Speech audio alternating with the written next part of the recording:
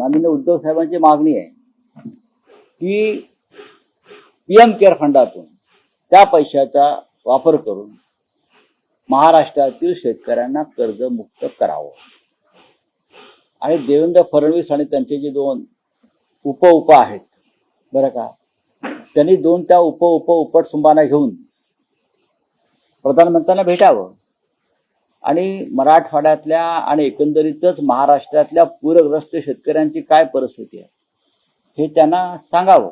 उद्धव ठाकरे साहेबांनी एक स्पष्ट केलं, मी परत येईन पुढल्या काही काळामध्ये दिवाळीच्या आधी, आणि ही मदत जर तुमच्यापर्यंत पोहोचली नाही तर जनता जो निर्णय घेईल त्या निर्णयाशी मी बांधील आहे. जनता रस्त्यावर उतरणार असेल तर मी त्यांच्या बरोबरीनं रस्त्यावर उतरेन, हे त्यांनी स्पष्ट केलंय.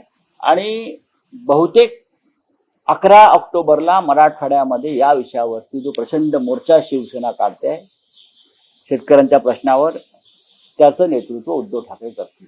सरकार असंवेदनशील असल्यामुळे प्रशासन सुद्धा त्यापेक्षा वाईट पद्धतीने असंवेदनशील झाले. त्याच्यामुळे असे अधिकारी जे आहेत नाचतायत, बागडतायत. आता एक तहसीलदार आपल्या खुर्चीवर बसून गाणं म्हणत होता निवृत्तीच्या काळात, म्हणून त्याला निलंबित करण्यात आलं. मग आता हे जे अधिकारी आहेत असंवेदनशील धाराशिव मधले, त्यांच्यावर तुम्ही काय कारवाई करणार आहात?